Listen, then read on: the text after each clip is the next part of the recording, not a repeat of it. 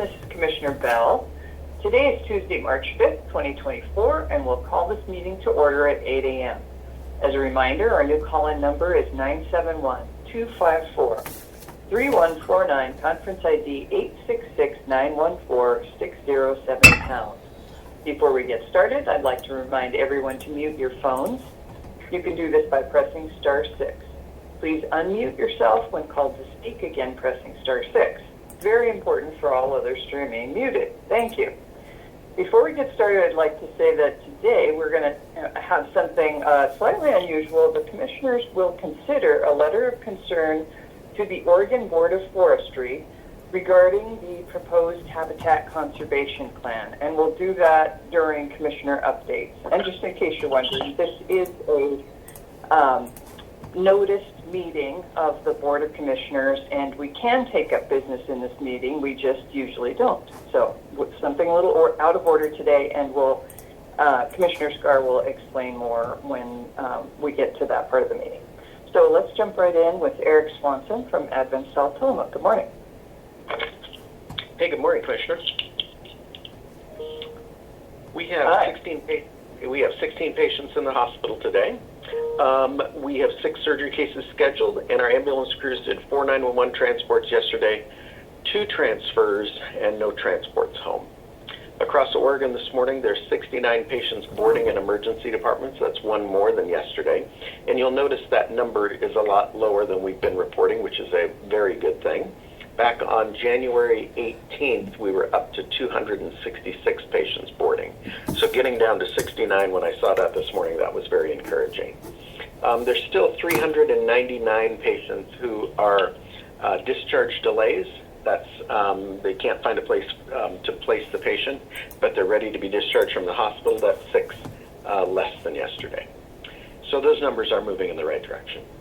We continue to work with dialysis providers to see if we can find a solution for the U.S. Renal Care that's no longer going to be providing services in our community. I had a conversation with one of the large providers yesterday, DaVita, and I will be having another conversation with another provider today to see if there's interest in leasing space from us. Again, it's not a service that we provide, but we definitely would love to have outpatient dialysis here in our community. So I continue to work on that, and we'll keep you updated. It's difficult. It's a very difficult challenge. So I'll just, with that, unless you've got questions for me, I'll go back on mute. Thank you, Eric. Well, I'd like to just say thanks on behalf of the entire community for continuing to work on the dialysis provider issue. I know it's difficult because those are for-profit businesses, and it sounds as though it's not a very profitable model. But we're super grateful that you continue to work on it and try to find solutions for local patients. It means a lot. Thank you. I appreciate that. Okay. With that, we will move on to the Coastal Caucus. Do we have Senator Weber with us this morning? Yes, ma'am, you do. Hey, good. Good morning. Good. It's the last week. I wanted to say that we've been working on the dialysis issue from this end too, and it is a very difficult issue. And there is a big bill that was up for discussion in the Senate Rules Committee concerning health care. It's Senate Bill 4130. No, it was in Senate Rules. It's House Bill 4130, excuse me. And it is dealing with addressing how big business is influencing medical practices. And I know that they have had hours of testimony, both from doctors and from the businesses that are providing the services to the doctors. But it is a very contentious issue. But every time we get to that part where we have that testimony, Tillamook and its dialysis situation is called out. So I'm hoping that at some point in time we will have a positive ending to this that's going to make sure that people have the service that they need for their health. As people become more and more aware of it throughout the state, they are horrified that this is happening.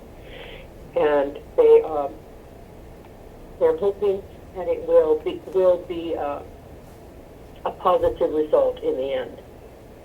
But that is what happens a lot of times when big business gets involved in healthcare. Big business doesn't necessarily take into consideration small town America and its problems. So it's a very sad thing.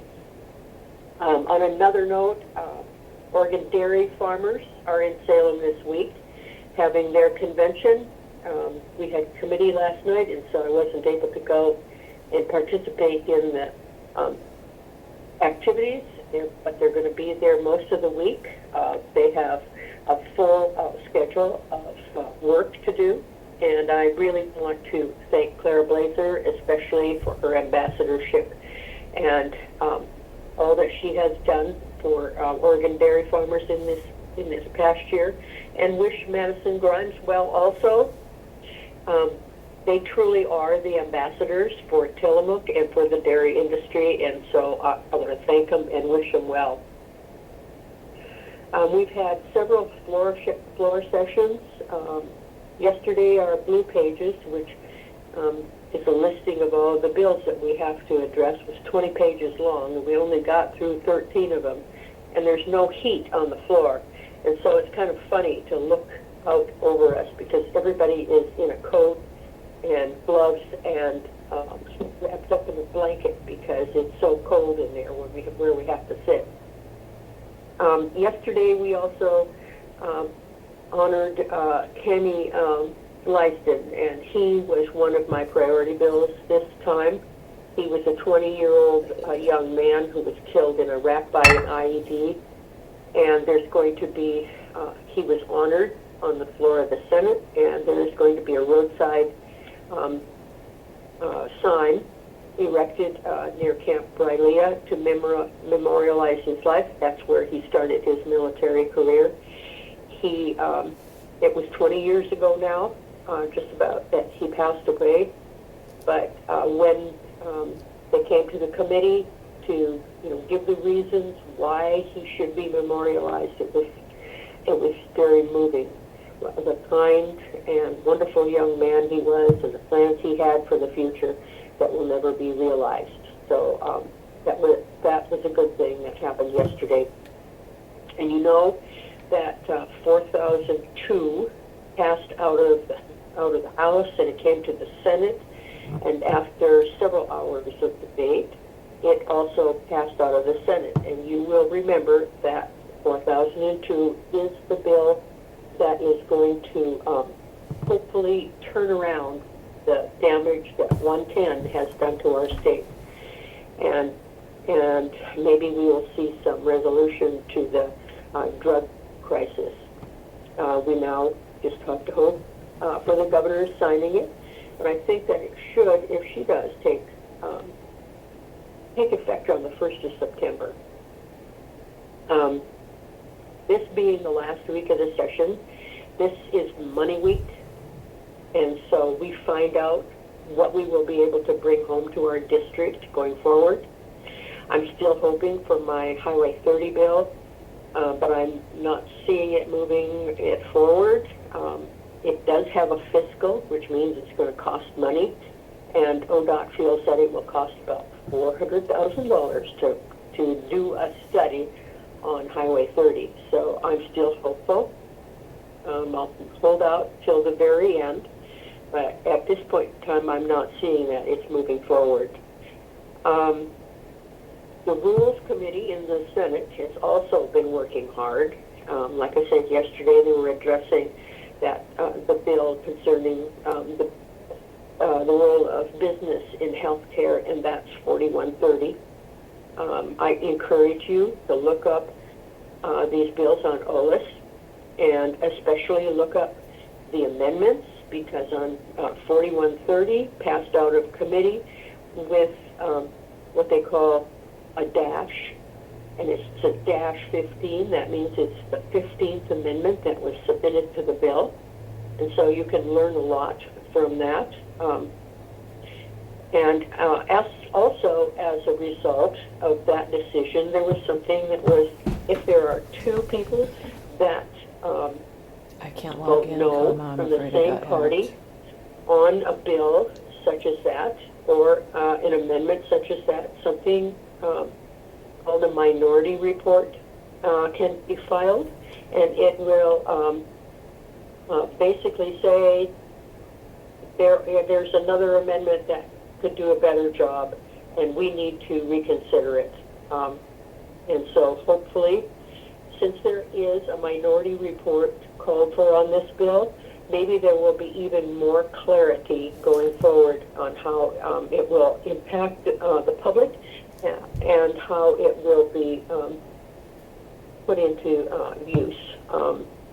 Today's bill for discussion in the House is Senate Bill 1583, and that is the bill that prohibits discrimination when selecting textbooks and instructional materials and library books. And rules is where things get fixed. And so each time we have an issue, it will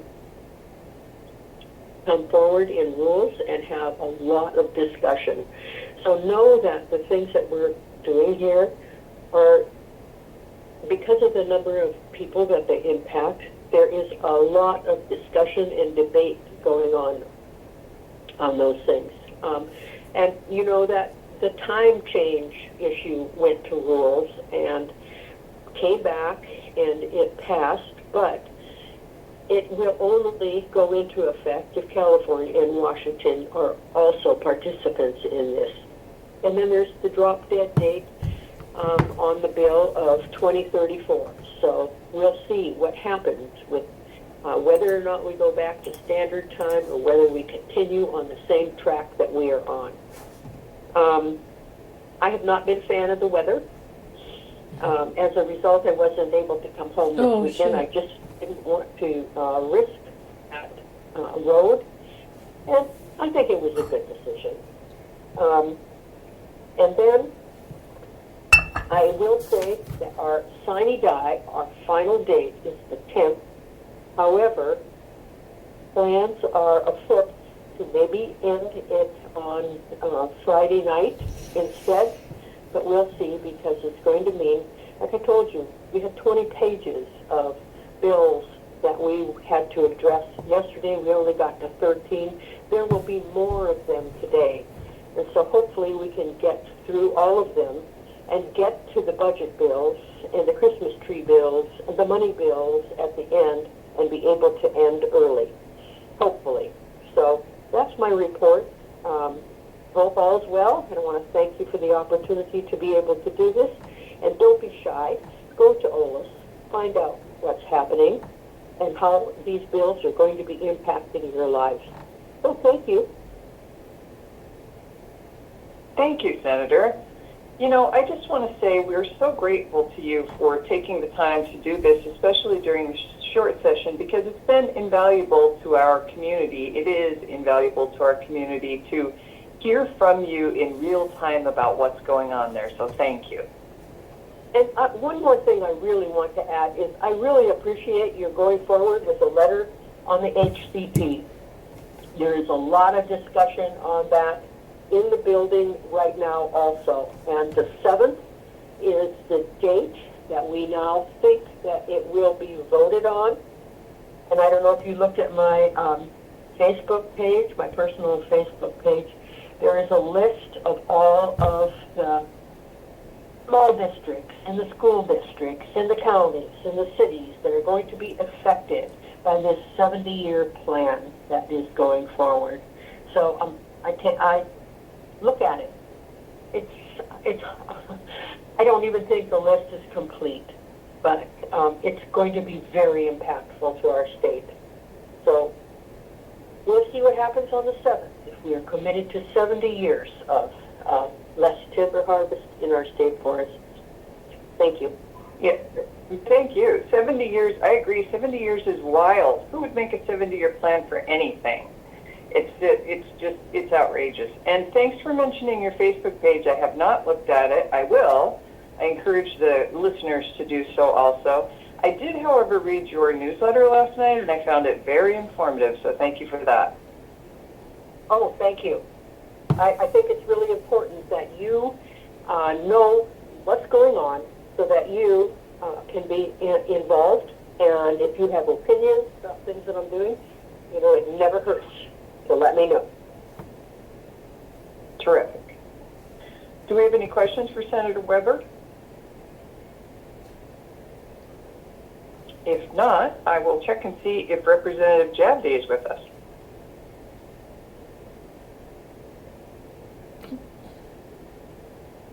Representative?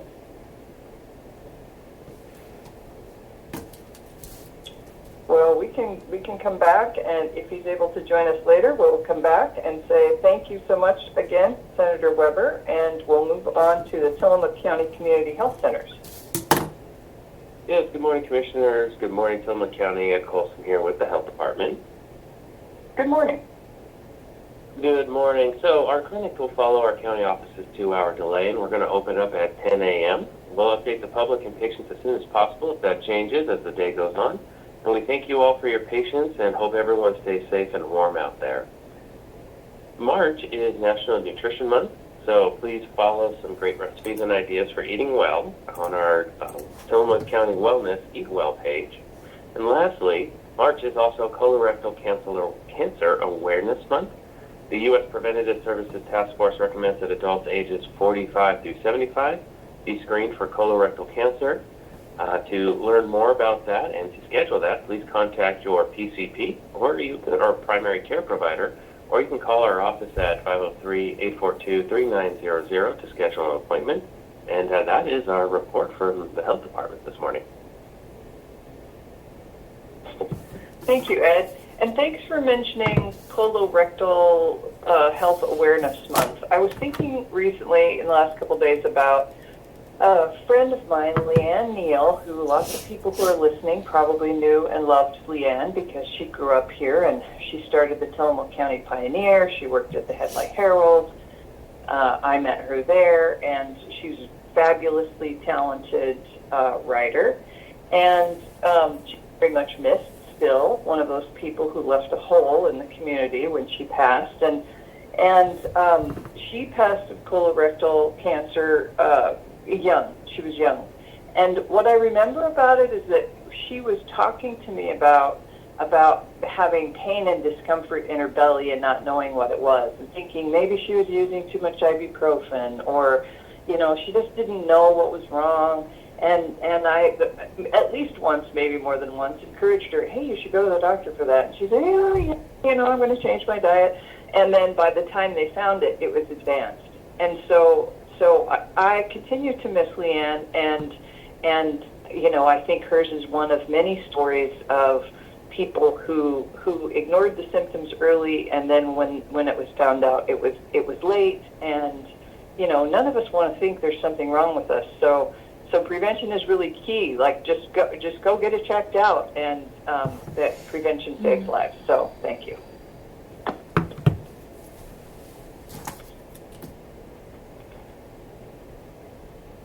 So with that, let's move on to the Nehalem Bay Health Center and Pharmacy. Do we have Gail this morning?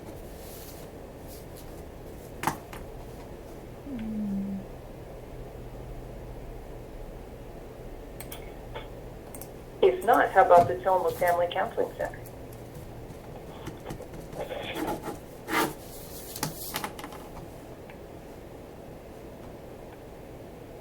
How about the Sheriff's Office? Frank's there. Good morning, Commissioner. Go ahead, Frank.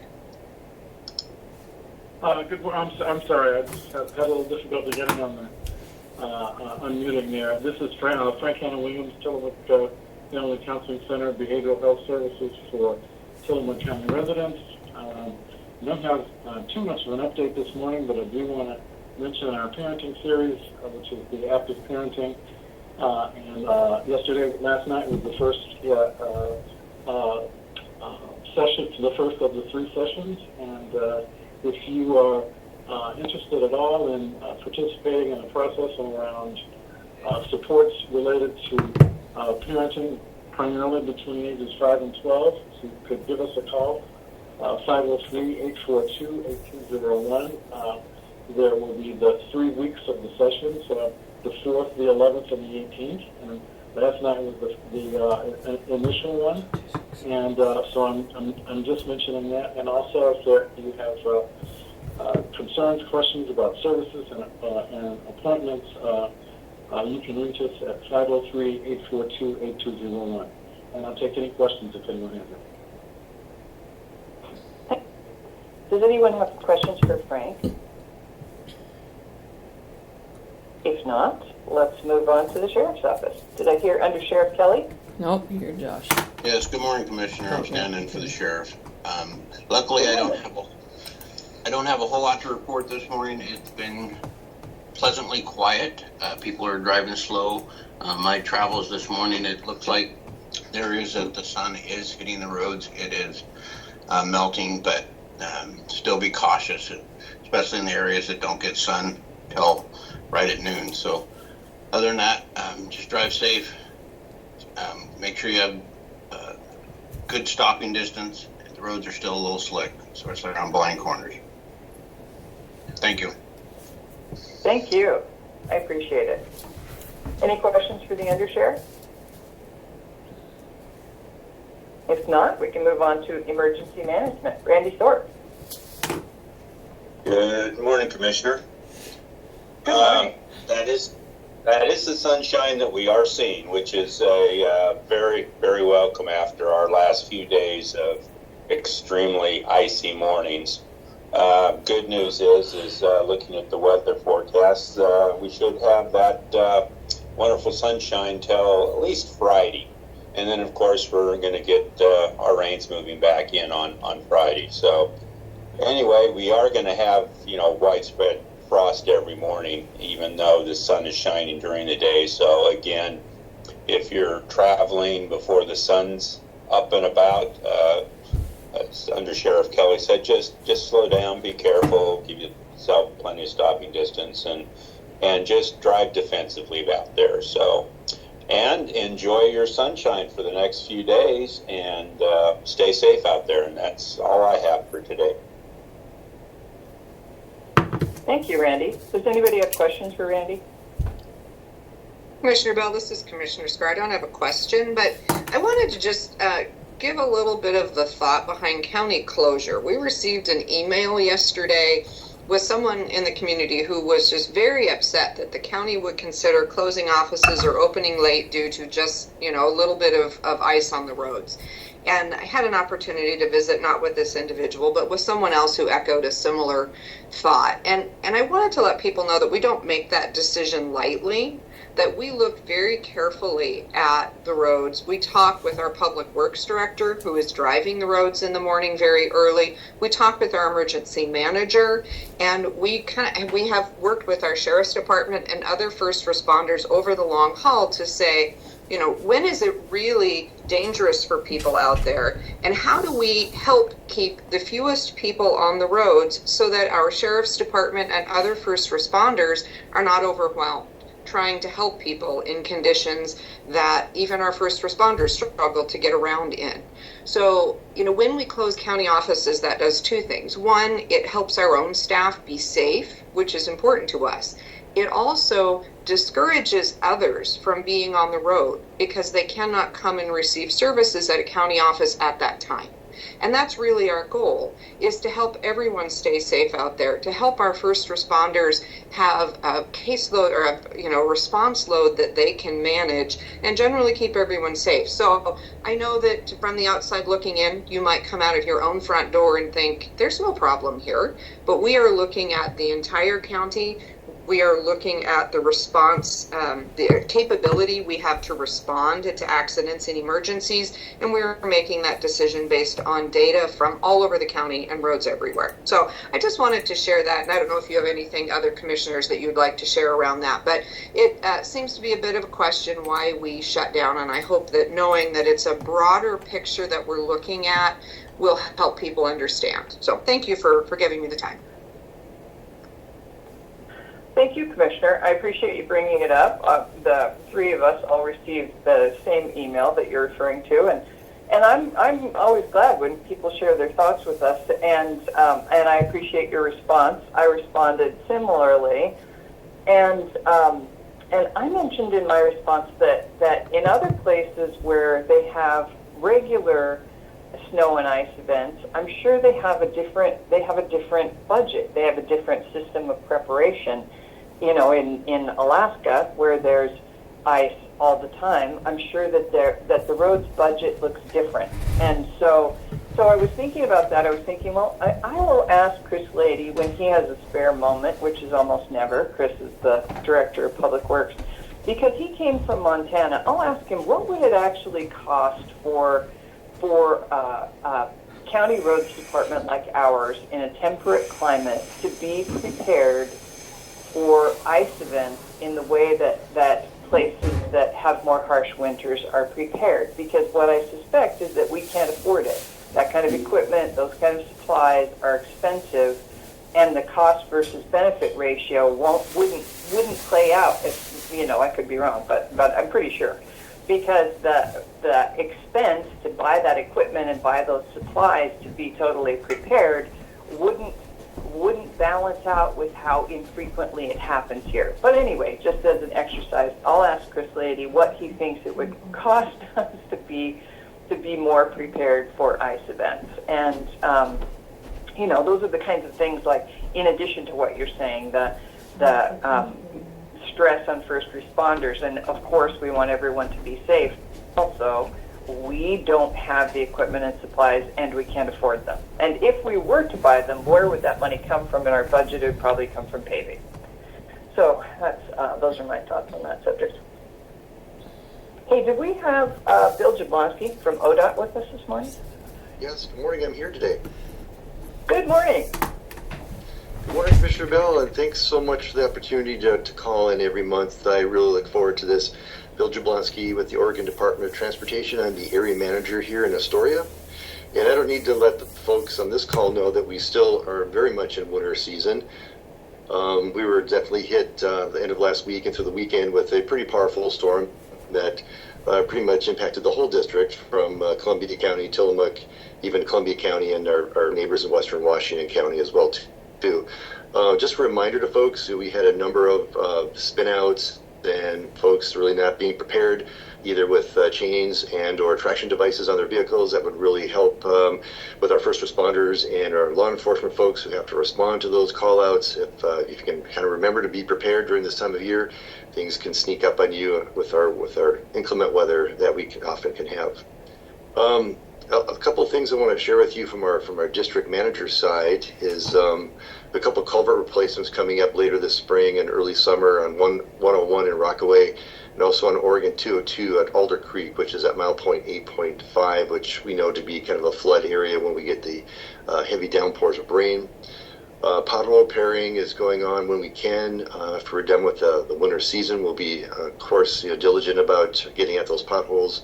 Right now during the winter season, we do run crews 24/7 with all of our districts here in the area, District 1. So we're still in full swing winter operations and trying to get to all places. We can't be everywhere at once, especially when the snow happens all at one time, but we have many, many miles to cover. But we also thank you for your patience on allowing us to do our work and being cognizant of that. We did have a slide on Oregon 53 right at the Tillamook-Clatsop County line. That's an ongoing issue. We're continuing to monitor that and clear the road debris and make that area safe for travelers who take Oregon 53. Just an update, the continuing design of our projects in Oregon 6, which is very important to both Washington County and Tillamook County as well. a number of projects on. We have paving projects. We have large roadside barrier projects, which we're replacing the barrier all the way through the route on Oregon 6 between Washington County and Tillamook. That's still ongoing with the construction season of next year in 2025. We're also working for looking at failed culverts, Oregon 6 at Zigzag Creek at Mile Point 10 on Oregon 6. That's another location that we're working on. Also, Oregon 6 at Wilson River Loop Road. That is one that's a top priority for me, for the area that we've heard from Tillamook County. That's a priority. We're certainly working on the design for that and trying to make those safety improvements there at that northeast corner there of the intersection. The last thing I'll report out is that we continue to help and support Chris Lady and the Tillamook County Public Works folks on Sand Lake Road. They had the slide event there that happened from the December 2023 event. Working with our federal highway partners in the county on getting that repair underway and designed. So appreciate your patience on that as well too. With that, that's all I have for my update this month. Thank you so much, Phil. We appreciate it. Do we have any questions for Bill Jablonski? Well, thank you for all the work you're doing, and in particular for the assistance on the Sand Lake Road slide repair project, which we heard recently might even, the one-lane fix might even open sooner than anticipated, which would be wonderful for Tillamook County residents. So thanks for all your help. Oh, you're welcome. Thank you. Okay, Commissioners, why don't we turn the floor over to Commissioner Scar to talk about a letter of concern to the Oregon Board of Forestry regarding the proposed habitat conservation plan. Thank you, Chair Bell. I have a few documents to reference, and pardon me if it takes a little time flipping among them. I'm at home on my small screen because my doors were frozen shut this morning, and so I couldn't get into the office where I had hoped to do this with two screens. So we have been talking about the Habitat Conservation Plan for a long time. This is not a new conversation. It's not a new topic, but what's new about it is that the state forester is making a recommendation to the Board of Forestry, and that is going to happen Thursday morning at the Board of Forestry. So as a member of the Forest Trust Land Council Advisory Committee, we have the opportunity to be part of testimony, which will be the final testimony to the Board of Forestry before they make their decision relating to the Habitat Conservation Plan. So there's two different methods of testimony that we are providing. One of them is that each of the counties that are affected have the opportunity to provide a letter and put it into the Board of Forestry's materials, the packet they will receive for the meeting. And the second thing that we will also be doing is we will have a 15-minute window where we will be providing oral testimony. So we're doing our best to make sure that our voices are heard one more time with the most salient points so that the Board of Forestry, as they make their decision, knows the impacts to our communities. So I'll start just by sharing that the state forester, if you have not read his recommendation, I'll just give you the very high point of it, which is to take actions necessary to finalize the Western Oregon State Forest Habitat Conservation Plan as drafted, and work with U.S. Fish and Wildlife Service and NOAA Fisheries to complete the HCP and obtain the associated incidental take permits. So we had all hoped that there would be some adjustments in that habitat conservation plan, but what the state forester is recommending is simply to move it forward as is.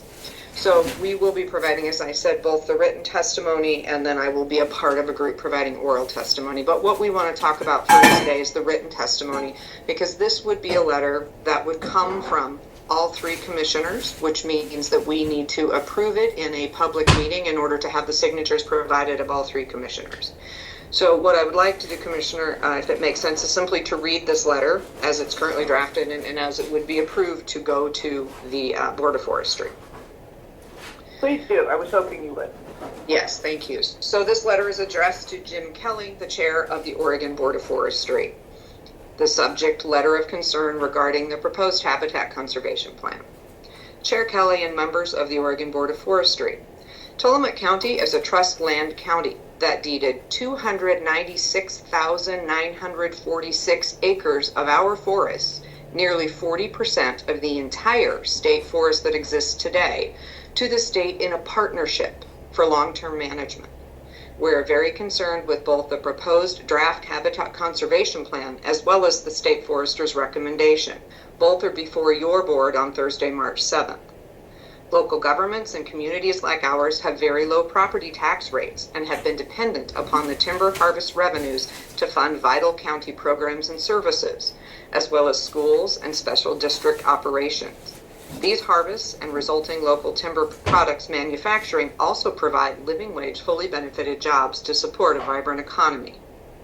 The funds collected by local governments from timber harvests, 63.75% of the revenue generated, are used to fund everyday aspects of our lives, such as schools and fire districts. If the board chooses to move forward with the recommendation as presented in Tillamook County, we will likely have to reduce services across general fund departments. Specific services that will be most impactful to our constituents and visitors include sheriff's deputies who currently patrol the roads and respond to emergency situations such as vehicle accidents and break-ins. Our planning department that provides building permits to allow additional development and tax growth, and the county clerk's department that's responsible for safe and secure elections. Originally, ODF projected the harvest would be 250 million board feet. The federal services then projected 225 million board feet. ODF then revised the projected harvest volume down closer to 185 million board feet. The most recent modeling numbers are showing anywhere from 162 to 181 million board feet. Trust Land County's 10-year annual harvest is 250 million board feet. In terms of acres available for harvest, Tillamook County will realize a loss of 30% of our harvestable land. We will go from having approximately 95,000 acres constrained by natural geography and conservation to a total of 184,000 acres constrained.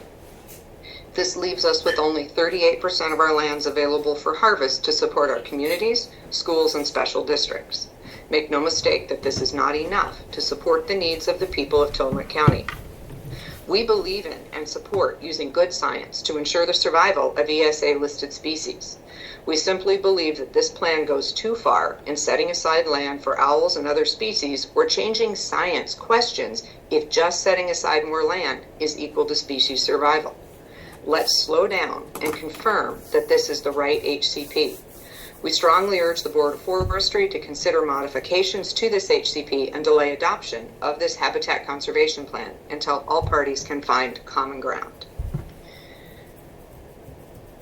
So we really do feel that at this point there have been so many changes since the HCP was originally proposed that it needs more conversation. The loss of projected revenue, not only to the county, schools, and special districts, but to the department itself, is extremely consequential and a huge change from the modeling that started this process. During the course of this, the U.S. I think it's the Forest Service has come forward with a study that says spotted owls are under a great amount of danger from the barred owl, not from habitat loss. So that's another huge change that would impact how much habitat needs to be set aside and really what is the best way to help those owls survive. So we feel that these really are consequential changes that should be integrated into the Habitat Conservation Plan prior to its adoption for a 70-year period. So this letter will go in front of the Board of Forestry, assuming that my fellow commissioners agree, and then again there will be some oral testimony as well. So Commissioner Bell, if you want to move us into a conversation, that would be great. Thank you. Commissioner Olson, would you like to talk about this? Well, thank you and good morning, Commissioner. Yes, I will. I've read that letter in some detail, and by the way, that's a second draft. This takes a while to get everything in that we needed to. So I'll just add a couple of things, and I've been talking about this to anyone who would listen, including our Chamber of Commerce here in South Tillamook County today. I'm going to discuss this along with a few other things, but I think the letter covers it quite well, although I'll just add a couple of things, a little more detail. In Tillamook County, we have 21 special districts, and that includes fire districts, school districts, the North County Rec District, a lot of little water and sewer districts. Of those 21, 16 receive money from harvest in the Tillamook State Forest. And so in some cases, it's a rather modest amount of a few $1,000s. In other cases, it's well into six figures. That would be in jeopardy. And as the letter points out that Commissioner Scar read, Tillamook County has just under 300,000 acres in the county. There's a bit more in Clatsop County and Washington County, but we have almost 300,000 acres. We were working with considerably less than that over the past number of years. And then if this is adopted as recommended by Forester Nakamoto, it would take it down to only 38%, as the letter states. So think about that. Roughly 2/3 of the state forest, would be off limits. And not only would it be off limits for some period of time, the recommendation is 70 years. Now that's the longest piece of public policy I've ever heard of, which is not to say it couldn't be done and couldn't be revised, but that's an awfully long horizon. Typically these sorts of things are 10 years or 15 or maybe 20 with periodic reviews, and I've not read or heard anything that calls for a periodic review. So I wonder about the good policy implications of that. So I could go on and on and on, but I think the letter adequately covers our position in Tillamook County. And keep in mind that it's not only jobs and real money, it's real people. And I think that's important. And there is a balance. I don't think any of us wants dirty water and unsafe drinking water and fish habitats that don't work. I think we all favor that, but at some point, as with nearly all public policy, there's a middle ground. And I believe that taking 2/3 of the forest out of production is not a middle ground, and they need to be called on it. Now, exactly where this will go, I'm not sure, and Commissioner Scar will be there in person representing the county. The actual conversation on this occurs at 9 o'clock on Thursday morning, and you can find a link on the Oregon Board of Forestry webpage, and you could listen to the actual discussion. I will tell you, I talked at length with some representatives of Hampton. The Board of Forestry has 7 members, all appointed by the governor. It has 6 members, sitting members, and then a chair.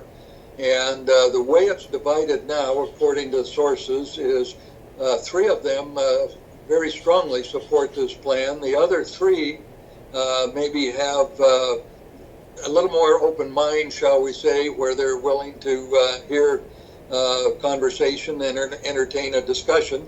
And we don't know where the chair is. So it's truly up in the air if this can be modified or goes forward. And I believe, as Commissioner Scar mentioned, the state forester has recommended adoption of this plan. So I could go on and on and on, but I think we don't have the time. And second of all, there are other things to talk about as well. But this is a big deal for Tillamook County. This involves our natural resources, our economy, many of our special districts, including schools and fire districts. It involves the county itself. And Oregon has been a natural resource state for as long as anyone can remember, and it probably still will be in some respects. But where we are today is a significant crossroads, and I'm hoping that the state will at least entertain a continuance of this subject and talk about a more moderate approach rather than taking 2/3 of the state forest out of production. So I'll stop there, Commissioner. Thank you, and we can vote on this, and I will favor this letter going forward that Commissioner Scar will carry to Salem. So thank you. Thank you, Commissioner. As do I support the letter. We've talked about this often enough for us to know that we are unanimous in our concern about the proposed habitat conservation plan, the impacts to Tillamook County, and to the other forest trust counties. And I really appreciate what you just said, Commissioner Olson, about balance, because you're absolutely right. We all do care about clean water. We all do care about recreation and habitat and the balance of what an active, working, productive forest brings to our community. So I wish that the habitat conservation plan was also balanced, and I don't feel like it is, and so I fully support the letter. So Commissioner Scar, to you for a motion. Thank you. Chair Bell, I would move approval of the Tillamook County letter to the Board of Forestry as presented this morning. And I will second that motion. Thank you. Thank you. We have a motion and a second. Any further discussion? Hearing none, I'll call for the vote. All in favor signify by saying aye. Aye. Aye. Aye. Aye. Motion passes. Thank you. Thank you, Commissioner Scar, for bringing this forward and Thank for you. representing us in person in Salem on Wednesday. Okay, do we have more in terms of Commissioner updates? Commissioner Scar, do you have anything else? Yeah, just very quickly, I know we've taken a lot of time just to remind people that the Housing Commission will meet this week, Thursday morning at 9 a.m. You can join us at the Port of Tillamook Bay, or you can join us online. Just a great opportunity to hear what's happening. I'm sure we will spend a little bit of time discussing House Bill 1537, which was the governor's housing bill that has moved, I believe, out of both the House and Senate, is headed to her desk with every expectation that it will be signed into law. That one puts, I believe, as it's the current one is like $370 million into programs to support the creation of additional middle housing as well as affordable. So we're really excited about the tools for middle housing. We know that our community is really looking toward workforce housing, and how can we help build that? There are a number of tools in there we hope to take advantage of. So we'll be, I'm sure, having some conversation about that. So I invite people to join us for that. And then with that, I will end because I have taken a ton of time with the forestry work. Thank you. Thank you, Commissioner.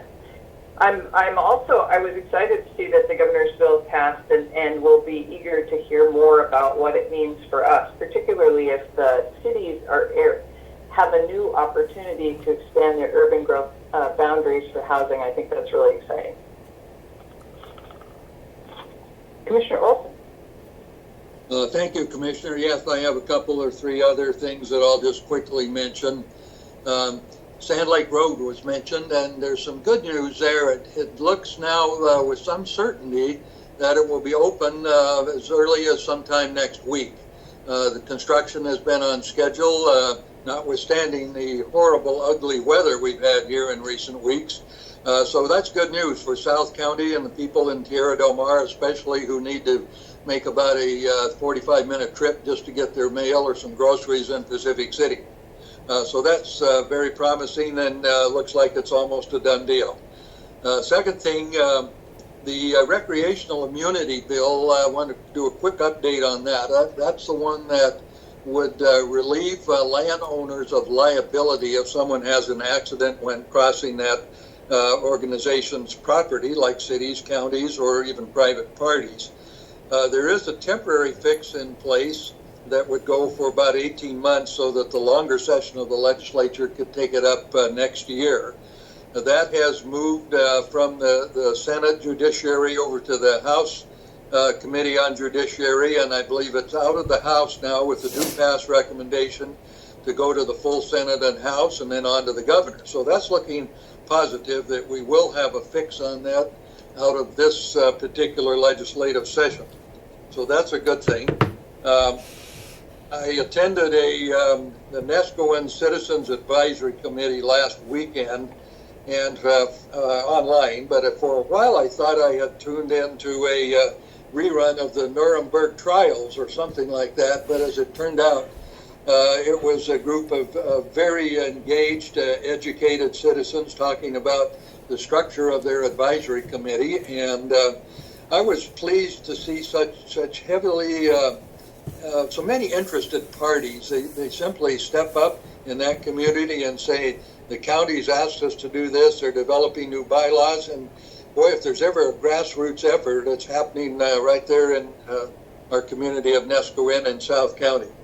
A couple of other quick items. I just wanted to point out that our two really, really good basketball teams, both didn't make it clear through the state tournaments, but they did a good showing. Both the Neoconi boys team went to state. They lost a couple of games, but they got to the state playoffs, and that's an achievement. Same thing for the girls from Nestucca High School. They also ended up losing, didn't win the tournament, but they made a good showing and had a wonderful, wonderful season. So congratulations to those two groups. A couple of other things quickly. I wanted to mention the Christmas tree bill that Senator Weber mentioned. In case people don't know what that is, our legislature and perhaps other legislators elsewhere in other states, towards the end of a session, they have a bill that has made it through the session, and it could be about most anything, and they begin to add on a whole lot of appropriations or other favoritism, I guess is as good a word as any, that for various issues, various constituencies, various districts. And some people would say, well, that's a good way to close out, get a few things done. Other people would say, well, they're trying to placate people, make everyone happy, and it's not a very good use of public funds, nor is it in line with the public policy where you generally debate the issues. But it is what it is, and that's a Christmas tree bill, something for everybody, just to keep that in the back of your mind. And then finally, I'll close by saying I'll be at the Pacific City Nestucca Valley Chamber today talking about the Habitat Conservation Plan and a few other things, including the closure of the parking lot at Cape Kiwanda. The county is closing that until early July because of a number of things that have changed. Some errors were made along the way, at no cost to the county, I should say. But when you have a large, complex project, it's not unusual to have errors made or changes that need to be made or have to be made. And so that's what's happened. So they're going to be working 6 days a week throughout the entire spring season on the entire parking lot, and it will be closed to the public. Now, you can still get to the beach. The dories can launch, and all of that continues without interruption. But we'll talk more about it at the chamber, but just so people know, if you intend on parking at Cape Kiwanda, you won't be able to do that. But there'll be parking elsewhere, and I think some signage and directions and people helping you get from here to there. And there'll be no charge for any of the parking in Pacific City during this closure. So with that, Madam Chair, thank you very much, and I'll sign off for now. Thank you, Doug. The only thing I want to mention here today is that Garibaldi has been named a Coast Guard city. It's a designation, a special designation, and an honor for the city of Garibaldi. And I'm going to cut my comments short this morning because I'm hoping to go to their Coast Guard city designation ceremony at 10 a.m. at the Old Mill Marina, and I want to build in plenty of time for driving there in the ice. So I will conclude my comments right now and say congratulations to the city of Garibaldi, and jump over to the cities and start with Manzanita. Do we have Mayor Stock this morning?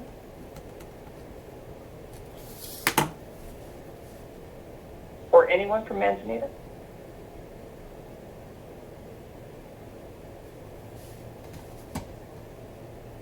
How about Nehalem? Or Wheeler? Rockaway Beach? Good morning. Can you hear me? Good morning, Mayor. We can. Welcome. Thank you. Thank you. Good to be back. Good to be here. Really, really appreciate these meetings. Just a couple of updates for Rockaway Beach. The Rockaway Beach Fire and Rescue Department hosted a graduation ceremony for our class of 12 newly minted CERT members last Tuesday. It's a big uptick for our emergency preparedness in our city, and I want to give a big shout out to Carolyn Walters for spearheading recruitment, Captain Jeff Grace for leading and the training and CERT program, and Joe Cooper and the Emergency Volunteer Corps of Nehalem Bay for their support of our CERT program. As mayor, I'm very, very excited about this next step for our city. Second, last Wednesday, Rockaway Beach Public Works put the new Scenic View water pumping station into service with the work on the automatic standby generator complete. No doubt the added water pressure is appreciated by residents in the area. And then last, Rockaway Beach applied for federal funding through the STAG program. If awarded, this congressionally directed funding will go towards water and sewer system upgrades and expansion north of Lake Lytle in the largely undeveloped area between the lake and the school grounds to the north. At an estimated cost of $6 million, this new infrastructure will reduce financial burden to development in the area and enable further increases to our housing stock. With that, I'll turn it back to you, Commissioner. Thank you, Mayor, and welcome back. Thank you. Do we have Mayor Findlay from the city of Garibaldi?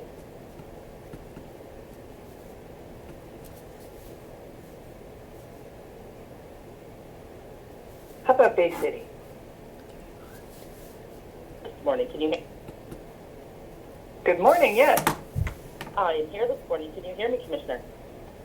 Yes, good morning. Good morning. This is Leanne Welch, Mayor of Bay City. So our city council meeting is a week from today, Tuesday, March 12th at 6 p.m. Everybody's welcome.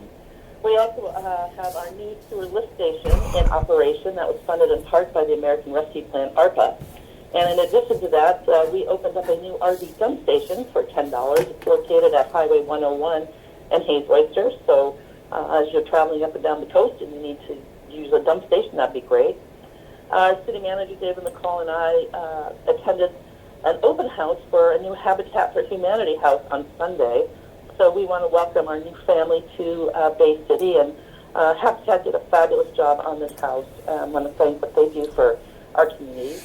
And we're still looking for a couple of budget committee members for the budget. So if you're interested in getting involved on the city of Bay City's budget, please call City Hall. And that's my report. Thank you very much. Thank you, Mayor. How about Nathan George from the city of Tillamook? Hi. Commissioner Bell, this is Catherine. And sorry. Huh? Oh, Nathan, could you pause for a moment? Mayor Stock, is that you? Absolutely, thank you. Yes, sorry, Nathan. Yes, I apologize. I'm having some Star 6 technical difficulty, but I am here. And I would love to give an update for Manzanita. And I want to thank everyone, particularly the commissioners, who just gave us a really good update on the conservation planning and what's going on with that. That was very helpful, I'm sure, for those of us who've not been involved with that work for as long as the three of you have, and certainly the county has. So I appreciated that very much, so thank you. We do have a couple of meetings coming up this week, but first I'd like to give a brief update on the town hall we had last week, which I mentioned in the call. We did a Zoom virtual town hall, and we had 100 people attend. The topic was to discuss where we are with our city hall planning and to allow for question and answer with the community. So we were very pleased to get the turnout that we did. The recording of that for anyone, particularly in the Manzanita area, who might be interested in listening and couldn't make it, is on our city's website under the City Hall project. So you can find that there, as of course you can any of our public meetings. So that was great. This week we've got two significant meetings. One is the council meeting, which will be at Wednesday starting at 6 p.m. We meet at the Pine Grove in Manzanita due to the fact that we do not have a working city hall that will allow for a group of citizens to meet. So we're there, as we have been for a while now. We're going to have dune grading and dark sky ordinances on our agenda for tonight, and we're also going to be getting another big update on our City Hall project, as we have received the final bids for the contracts that have been involved, a significant number of which are going to local contractors, which we are extremely pleased about. We also have a planning commission meeting this Monday, is coming up Monday at 4. We do have an application for a zone change and annexation on 10 acres in our urban growth boundary that is proposed for affordable and workforce housing. This work has been going on for quite a while, with a lot of support from the county, of course, and we thank the county for that. The application for that is on our city's website under the Planning Commission. You can look for the completed applications there. It'll give you background, and our city staff will be publishing their report and recommendations on that shortly, so that will be there. We also are very happy to say that the county recently awarded funding through its Housing Commission to 2 different developers who are proposing housing projects on this parcel of land in our urban growth boundary that I mentioned earlier. They are not formally approved yet, but they're still going through due diligence and development planning. We have been working with one of those developers in our Planning Commission, and that work continues, but we're very hopeful that we will have some significant progress to report on that in the coming months.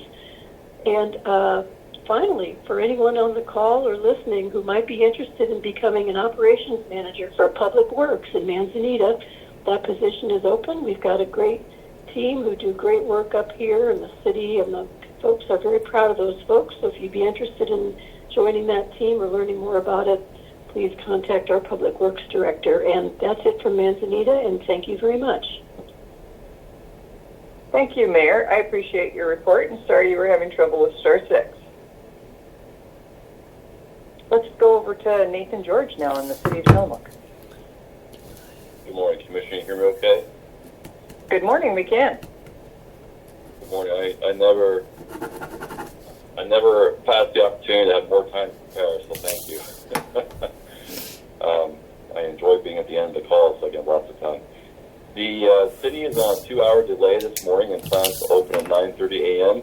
This delay is due to inclement weather and ice for both the safety of our residents and our employees. I echo the commissioners. We were also closed yesterday for those same reasons.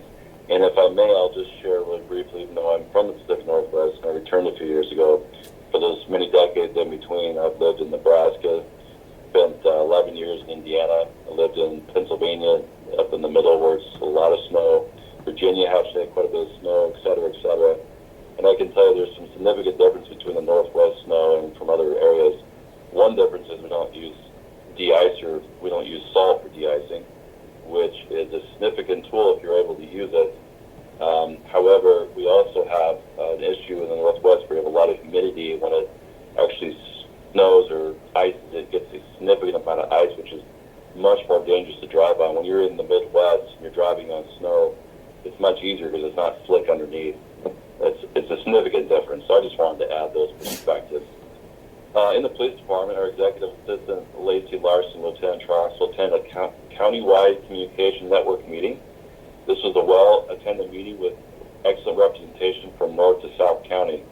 This meeting is a great time to collaborate with our community members to ensure that we are prepared to communicate effectively in an event of emergency or natural disaster.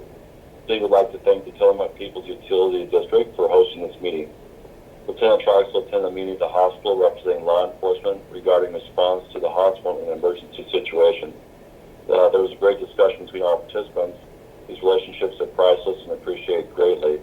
This is some of the substance that helps build our community. They're working together. Sergeant Halls and Sergeant Harrell attended background investigation training. This was an excellent opportunity to have both sergeants attend together, ensuring that we're doing all we can when conducting a background investigation with those who apply for any position within the police department.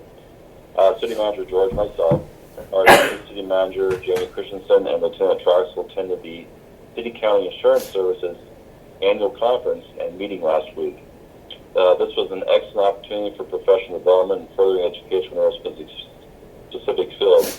It was also a very informational conference which provided excellent information on how to better protect our city from the various risks and hazards. There are so many laws and rules, and it's really important that we all stay abreast or stay on top of those laws and rules to make sure we're doing the best in everything we do, from hiring to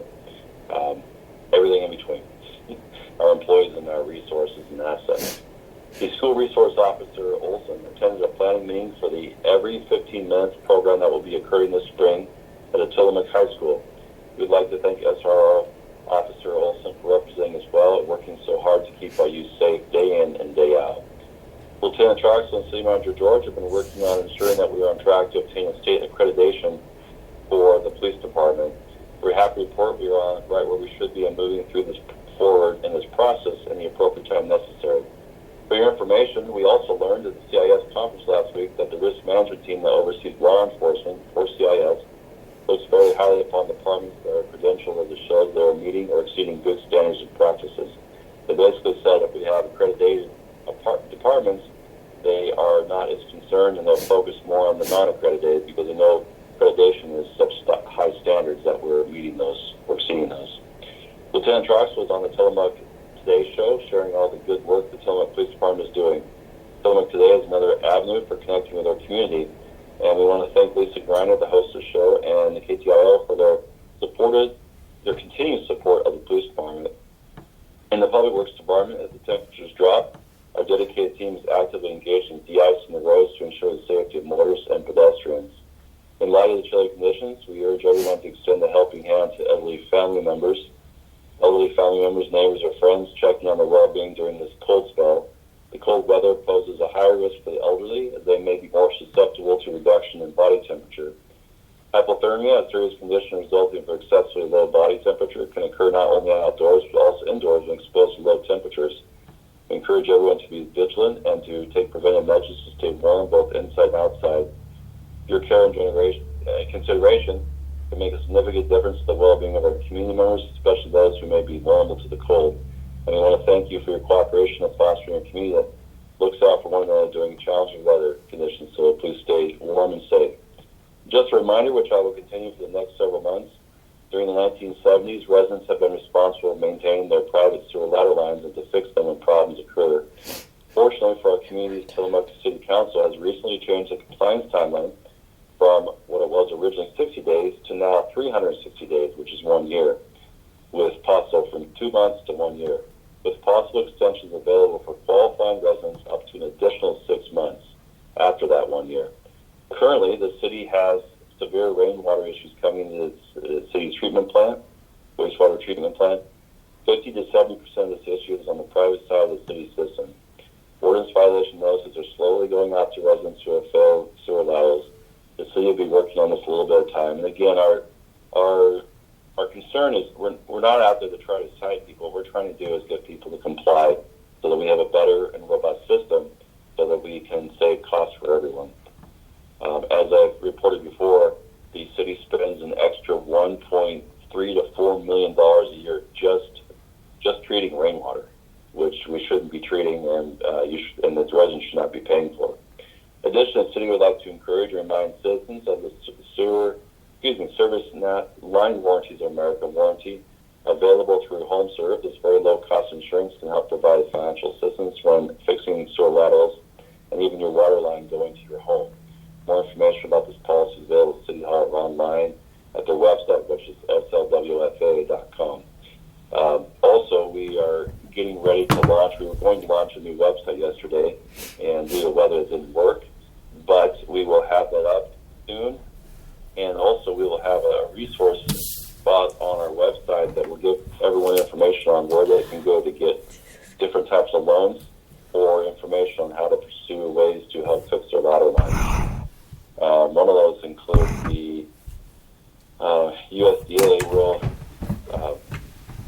I think what it stands for, but United States Rural Development Department, which offers low cost loans to residents in rural counties or rural areas where rural counties and cities to be able to fix those sewer ladders. So we'll have that information on our website soon. Also, a reminder, please call our city main line and follow the prompts of the Public Works Department or email publicworks@tillamookor.gov. So it's publicworks@tillamookor.gov with questions or concerns to report regarding anything to do with Public Works. We have several positions available to the Tillamook, including the Public Works technicians and a part-time urban renewal agency administrator. Please visit our website or stop by City Hall for an application. A reminder, if you see something, say something by calling 911 for emergencies and dispatch non-emergencies. And as I mentioned, due to the weather yesterday, the City Hall was closed, and the City Council work session, which was scheduled for Monday, March 4th at 6 p.m., has been moved to tonight, Tuesday, March 5th, also at 6 p.m. The City Council will be holding this work session in place of the regular meeting to discuss sewer laterals. Some members of the City Council have inquired about the city taking over the private line between the sewer point of connection and the property line. City staff will be providing information so the council can make an informed decision if they so choose. The next regular council meeting will be held on Monday, March 18th at 7 p.m. We encourage everyone interested in local government to attend virtually or in person. And also just a reminder, on Saturday, April 13th at 9 a.m., City Council will hold a council meeting and goal-setting work session, which will be held at Tillamook, main location of the Tillamook County Library. That's all I have, Commissioner. Thank you so much. Well, Commissioner Bell, this is Commissioner Olson. Can I add one thing to my earlier remarks? Please do. I misspoke when I said the parking would be free across Pacific City, and Rachel corrected me, as she does from time to time. It actually is free at Cape Kiwanda, where the construction is underway. If there is scheduled parking or posted parking fees elsewhere, those remain in effect. So just make that clear and not set up some expectations that are not accurate. So thank you very much. Thank you, Commissioner. I appreciate it. Thanks, Nathan, for your report. Do we have anything else for the good of the order? If not, I want to thank everyone for participating. Thanks to everyone for listening, and thank you, KTIL, for broadcasting. This meeting is adjourned at 9:11 a.m.